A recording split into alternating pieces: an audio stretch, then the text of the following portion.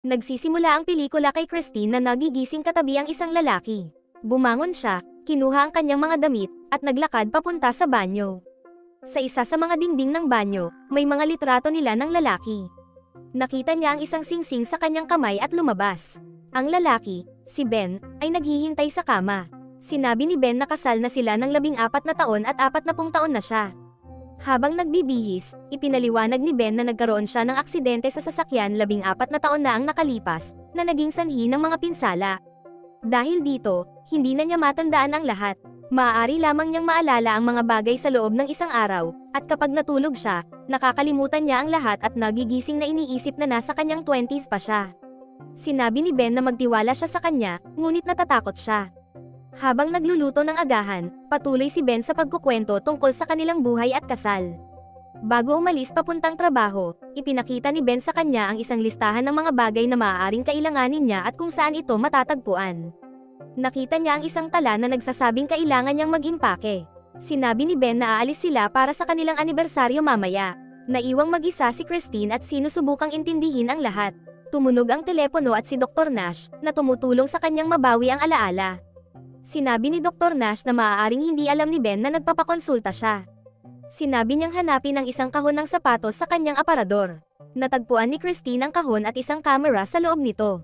Sinabi ni Dr. Nash na buksan ito. Nagplay ang isang recording ni Christine kung saan pinag-uusapan niya ang kanyang mga problema sa memorya 2 linggo na ang nakalipas. Nasa kotse siya kasama si Dr. Nash, at inamin nito na ang kanilang propesyonal na relasyon ay kakaiba dahil dinadala siya nito mula sa bahay nang hindi alam ng kanyang asawa. Natatakot at nalilito si Christine. Dumating sila sa isang parking lot, at ipinaliwanag ni Dr. Nash kung paano niya natagpuan si Christine 6 na buwan na ang nakalilipas. Sinabi niya na siya ay isang neuroschistosomiasis. Ipinakita ng doktor kay Christine ang mga artikulo ng balita tungkol sa pag-atake sa kanya, at iniisip niya kung bakit may gustong tumapos sa kanya. Ipinaliwanag ni Dr. Nash na walang nakakaalam ng buong kwento ng pag-atake maliban kay Christine. Bago sila umalis, pinayuhan siya ng doktor na huwag sabihin kay Ben ang tungkol sa camera para malaya niyang may bahagi ang kanyang mga iniisip at damdamin. Sinabi rin niya kung saan ito itatago at nangakong tatawag kinabukasan ng umaga upang ipaalala ito. Pumayag siya. Kinagabihan, habang gumagawa ng kakao si Ben, nagpunta si Christine sa banyo at lihim na nag-record ng kanyang unang video diary na nagpapaliwanag ng kanyang mga problema sa memorya. Nang marinig niyang papalapit si Ben, itinago niya agad ang camera at nagkunwaring natutulog. Kinabukasan, nagising si Christine katabi si Ben na kunwaring natutulog. Nagkaroon sila ng parehong pag-uusap tungkol sa kanyang memorya, kanilang buhay, at ang kanyang araw. Nakaramdam ng pagkadismaya si Christine dahil hindi niya alam kung ano ang ginagawa niya buong araw. Kalaunan, nasa kotse siya kasama si Dr. Nash, pinapanood ang video. Sinabi niya na kung wala ang mga recordings, maniniwala siya sa lahat ng sinasabi ni Ben, tulad ng kwento ng aksidente. Iniisip niya kung ano pa ang maaaring hindi sinasabi ni Ben. Sinabi ni Dr. Nash na hindi siya maaaring tumawag sa bahay nila. Ipinahayag ni Christine ang kanyang takot at tinanong kung gagana ang paggamot. Ipinaliwanag ni Dr. Nash na ang muling pagbisita sa lugar ng pag-atake ay maaaring mag-trigger ng kanyang memorya, ngunit ang pangunahing layunin niya ay bumuo ng tiwala. Pumunta sila sa isang industrial complex at nakilala ang tagapag-alaga na nakakita kay Christine matapos ang pag-atake. Sinabi nito na nakita siya na walang tapal odo, puno ng ketchup, at nakabalot sa kumot na hindi maalala ang anumang bagay. Sa loob ng kotse, tinanong ni Christine kung bakit siya malapit sa paliparan. Iminungkahi ni Dr. Nash na maaaring mayroon siyang relasyon batay sa medikal na ulat na nagpapakita ng kamakailang pakikipagpalakpakan. Tinanong ni Christine kung ginamit siya, ngunit sinabi ni Dr. Nash na hindi iyon ang ipinakita ng ulat. Hindi siya makapaniwala na maaaring nagkaroon siya ng iba. Maya-maya, nag-record si Christine sa kanyang banyo, determinado na alamin ang nangyari kahit ano pa ang nagawa niya. Narinig niya ang mga batang naglalaro sa labas, ngunit wala siyang nakita. Kinagabihan, habang naliligo, sumama si Ben at nagsimula silang magpalakpakan. Bigla, nagkaroon ng alaala si Christine ng isang lalaking may peklat sa kanyang mukha. Nakatulog sila at nanaginip si Christine ng isang hotel room at ang kanyang pag-atake. Kinabukasan, sumailalim si Christine sa mga pagsusuri kay Dr. Nash, na ipinakita sa kanya ang mga litrato upang tukuyin. Nagalit siya at pinindot ang panic button sa MRI machine. Maya-maya, nag-usap sila sa waiting room at sinabi ni Dr. Nash na ang ilan sa mga larawan ay random, habang ang iba ay nasa kanyang file. Ang litrato na ipinakita sa kanya ay nagdulot ng kakaibang reaksyon sa kanyang utak. Hindi alam ni Christine kung sino ang babae sa litrato, kahit na may pangalang Claire na nakasulat dito. Habang kumakain ng hapunan kasama si Ben ng gabing iyon, tinanong niya ito tungkol kay Claire. Sinabi ni Ben na hindi niya ito kilala at tinanong kung bakit ito nabanggit ni Christine. Nang sabihin ni Christine na may naalala siya, naging interesado si Ben sa dami ng kanyang natatandaan. Binanggit niya ang ilang bagay, karamihan mula sa litrato, at sinabi ni Ben na hindi iyon ang unang beses na naalala niya si Claire. Sinabi ni Ben na dati silang magkaibigan, ngunit lumipat na ito at wala ng halaga. Ipinagpilitan ni Christine na mahalaga pa rin ito. Dinala ni Ben ang isang kahon ng mga litrato mula sa kanyang pag-aaral. Iyon ay mga litrato nila ni Claire. Tinanong niya kung bakit ito tinatago ni Ben sa kanya. Ipinaliwanag ni Ben na ginagawa niya iyon upang protektahan siya mula sa katotohanan na hindi kinaya ng kanyang kaibigan ang kanyang sitwasyon. Tinanong ni Christine kung paano siya magtitiwala kay Ben kung tinatago nito ang mga bagay sa kanya, ngunit sinabi ni Ben na hindi niya laging kayang harapin ang lahat. Maya-maya, gumawa si Christine ng bagong recording at sinabing tinatago ni Ben si Claire mula sa kanya at hindi niya ito mapagkakatiwalaan. Pagkatapos noon, nakita niyang nakatape na ang mga litrato ni Claire sa banyo. Tumawag si Dr. Nash kay Christine at ipinaliwanag muli ang lahat sa kanya. Pinanood niya ang recording mula sa nakaraang araw na nagsasabing huwag magtiwala kay Ben. Napansin niyang wala na ang mga litrato na nandoon kahapon, kaya nagalit siya at nagsimulang maghalughog sa pag-aaral ni Ben upang maghanap ng ebidensya. Nakakita siya ng susi na nagdala sa kanya sa mga litrato, at habang tinitingnan ang mga ito, naalala niya si Claire at sinabi nito na buntis siya. Nagmamadaling binalikan ni Christine ang mga litrato sa banyo at sa mga album, ngunit walang ebidensya ng isang bata na maaaring nagkaroon sila. Sinuri ni Christine ang kanyang tiyan at nakita ang mga stretch marks. Naalala niya ang isang pag-uusap sa kanyang anak. Tinawagan niya si Ben upang itanong tungkol sa kanilang anak, at agad itong umuwi. Galit si Christine at gustong malaman kung nasaan ang kanilang anak. Niyakap siya ni Ben at sinabi na nawala ang kanilang anak. Pagkapasok sa bahay, sinabi ni Ben na nawala ang kanilang anak dahil sa sakit bago mag-9 na taong gulang. Kumuha siya ng isa pang kahon na itinatago niya upang hindi ito aksidenteng matagpuan ni Christine, at ipinakita ang larawan ng kanilang anak na si Adam noong bata pa ito. Umiyak si Christine ngunit hindi niya maalala ang anak nila. Habang tinitingnan niya ang mga litrato, nakita niya ang birth certificate ng bata at isang sulat kamay. Kinuha ni Ben ang mga litrato pabalik, at maya-maya, gumawa ng panibagong video si Christine. Sinabi niya na bagamat hindi ito bago para kay Ben, ito ay bago para sa kanya at magiging bago ito sa kanya araw-araw sa natitirang bahagi ng kanyang buhay. Nagkaroon si Christine ng panibagong panaginip tungkol sa lalaking may peklat at ang kanyang pag-atake. Nagising siyang takot na takot at pinanood ang mga recording tungkol kay Adam at muli siyang umiyak. Sinimulan niyang tanggalin ang mga litrato sa pader ng banyo. Nang muling makausap niya si Dr. Nash, tinanong niya kung alam nito ang tungkol sa kanyang anak. Sinabi ni Dr. Nash na pinag-usapan na nila ito dati. Naisip ni Christine na baka mas mabuti kung hindi na lang niya alamin ang lahat. Tinanong ni Christine ang doktor kung maaari silang manatili na lang doon ng tahimik saglit, at pagkatapos ay tinanong kung dapat bang sabihin niya kay Ben ang tungkol sa therapy. Kinagabihan, muling pinag-usapan nila ni Ben si Adam. Tinanong niya kung naging mabuting ina siya bago ang aksidente. Sinabi ni Ben na mahal niya si Adam, at sandali niyang naalala ito. Sinabi ni Christine na naiintindihan niya kung gaano kahirap kay Ben ang paulit-ulit na pagdaanan ng lahat, ngunit sinabi niya kay Ben na huwag nang itago sa kanya ang tungkol sa kanilang anak. Humingi ng paumanhin si Ben sa kanya. Nang gabing iyon, muling nagkaroon ng panaginip si Christine. Nasa isang hotel siya at nakita ang kanilang anak doon. Nakita rin niya ang isang tala na may pangalang Mike at naalala muli ang lalaking may peklat. Sa wakas, naalala niya ang ilang bahagi ng pag-atake. Nagising si Christine at nakalimutan ang lahat muli. Nasa kotse si Christine kasama si Dr. Nash papunta sa isang lugar. Nang huminto sila, sinabi ni Christine ang pangalang Mike na siya ang lalaking nanakit sa kanya. Pinakalma siya ng doktor at lumapit para halikan siya, ngunit nang makita niyang ang pangalan nito ay Mike, naalala niya ito bilang lalaking nanakit sa kanya sa hotel room. Tumakbo si Christine palabas ng kotse. Kumuha ng pampakalma si Mike mula sa kanyang trunk at hinabol siya sa mahabang pier hanggang sa maabutan siya. Maya-maya, nasa sofa si Christine nang tumunog ang telepono. Sinagot niya ang tawag mula kay Dr. Nash at ipinaliwanag nito na binigyan siya ng pampakalma para mapatahimik siya, hindi para patulugin. Naalala ni Christine ito. Sinabi ng doktor na naguguluhan siya at nagkakaroon ng maling akala tungkol sa kanya, iniisip na ito ang sanhi ng kanyang mga takot at hinala. Bago ibaba ang telepono, Sinabi ni Dr. Nash na may nalaman siya tungkol kay Ben na kailangang ipaliwanag sa kanya ng personal. Dumating si Ben sa bahay at naghapunan sila ng magkasama. Tinanong siya ni Ben kung sino ang kausap niya sa telepono nang subukan siya nitong tawagan, at nagsinungaling si Christine, sinabing siya ang tinatawagan nito. Kinabukasan, nakikinig si Christine kay Dr. Nash na nagpapaliwanag kung paano maaaring magkaroon ng damdamin ang mga pasyente para sa kanilang mga psychiatrist, ngunit mas bihira para sa psychiatrist na magkaroon ng damdamin para sa kanilang mga pasyente. Sinabi niyang iyon ay hindi propesyonal. Naisip ni Christine na siya lamang ang pag-asa niya at gumagawa sila ng progreso.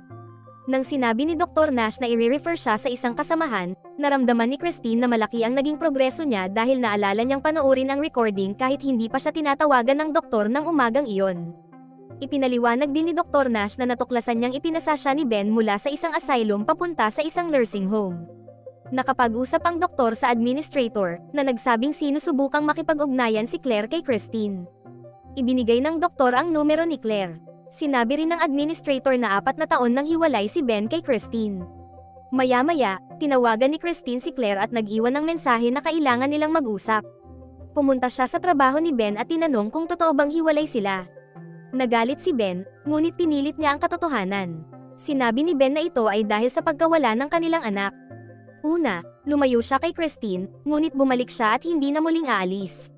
Nang araw ding iyon, tinawagan ni Claire si Christine pabalik. Naalala ni Christine ang ilang bahagi tungkol kay Claire, na sinabi nito na patuloy siyang tinatawagan sa nursing home. Sinabi ni Claire na namimiss niya si Christine at nais siyang makita. Nagkasundo silang magkita sa isang observatory sa loob ng 1 oras. Nagpunta si Christine sa observatory at naghintay sa isang bangko. Nang dumating si Claire, naalala siya ni Christine. Miss na miss nila ang isa't isa. Tinanong ni Christine si Claire kung naging mabuting ina siya, at sumagot si Claire na naging mahusay siyang ina, at naging mabuting ama rin si Ben. Tinanong niya ang kaibigan kung sino ang nanakit sa kanya.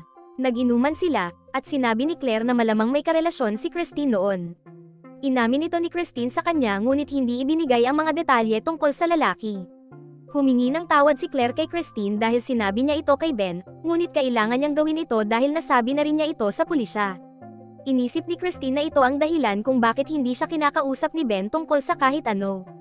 Sinabi ni Claire na pagkatapos ng aksidente, tinulungan niya si Ben at magkasama silang madalas na magkasama, na humantong sa pagtulog nila. Nagdesisyon siyang lumayo kina Ben at Christine dahil doon. Bago umalis si Christine, ibinigay ni Claire ang isang sulat na iniwan ni Ben para sa kanya, sakaling dumating ang araw na sapat na siya para basahin at intindihin ito. Ipinaliwanag ng sulat ang mga dahilan kung bakit iniwan siya ni Ben. Sinabi ni Ben sa sulat na ang pangunahing dahilan ay ang kaligayahan at kapakanan ng kanilang anak, na hindi na kayang makita ang ina sa ganoong sitwasyon. Natapos ni Christine ang pagbabasa ng sulat nang dumating si Ben sa bahay. Nag-record si Christine ng video kung saan kinakausap niya si Ben, sinasabing sa oras na mapanood niya ang video. Malalaman niya ang lahat, kabilang na ang tanging nararamdaman niya para sa kanya ay pagmamahal. Makalipas ang ilang sandali, ipinakita ni Christine kay Ben ang video na ginawa niya para dito at sinimulan niyang ikwento ang lahat ng nangyari sa mga nakaraang linggo. Sinabi niya kay Ben ang tungkol kay Dr. Nash at nagalit ito dahil itinago niya ito. Nang sabihin ni Christine na pinapatawad niya ito at mahal niya ito, sinaktan siya ni Ben. Tinawagan ni Christine si Claire at sinabi ang nangyari sa kanila ni Ben. Sinabi ni Claire na tatawagan niya si Ben at tatawag muli kay Christine. Habang naghihintay, gumawa si Christine ng video na nagsasabing sinaktan siya ni Ben. Tumawag pabalik si Claire at sinabi kay Christine na matagal nang mag-isa si Ben at 4 na taon na siyang hindi nakikita. Tinanong siya ni Claire kung ano ang hitsura ni Ben at hindi magkatugma ang kanilang mga description. Sinabi ni Claire na may peklat si Ben sa gilid ng kanyang mukha, at biglang nagkaroon ng flashback si Christine.